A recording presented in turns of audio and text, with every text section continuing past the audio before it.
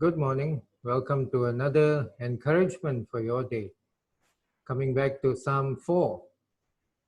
Stand in awe and sin not. Commune with your own heart upon your bed and be still. This is verse 4 of Psalm 4, and it's followed by this note that says Selah or pause. It is the note that David puts for the musicians. And this is basically for those of you who know music or those of you who have heard songs, this is the pause that comes after a verse or after moving from one section to another section. Be still. Do you know how difficult it is to be still?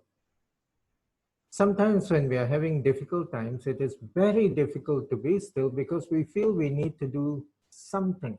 We need to do something and try our level best to get ourselves out of whatever it is we are in. Or even in non-difficult times, we still feel we need to do something. And yet, very often, the Bible's counsel to us is, be still and know that I am God. It is in the stillness, in the quietness, that we know God. We know His moving. We know His work. We know what it is that He does. Be still and know that I am God. Stand in awe and sin not. Commune with your own heart upon your bed and be still. There was once when I was in the youth fellowship and we were trying to produce a newsletter for the first time. It was utter havoc because there was so many things that we needed to do. And of course, it was not like today where everybody has a printer, everybody has a computer. But back in the day, it was very difficult to get the whole thing done and then shipped off to the printers for them to print it out.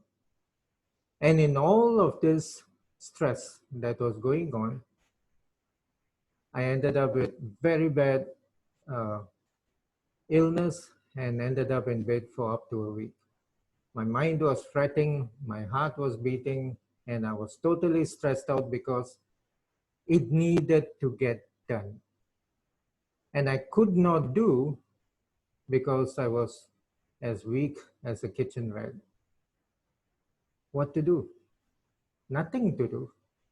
It is so difficult to be still until you're forced to be still, and then you surrender it up to God because you have no choice but to surrender. And the amazing thing, of course, is that at the end of the week, someone else stepped in and they did it far better than I ever could. And we got our newsletter not just in time, we got it printed in color. And that was a big thing for us back then. When we leave it up to God, He does it far better than you and I ever could. But first, we need to go to the school of stillness. We need to learn to be still and know that He is God. Whatever your day brings you, I pray that this word will be an encouragement to you, even as you learn to be still and let God be God. Amen.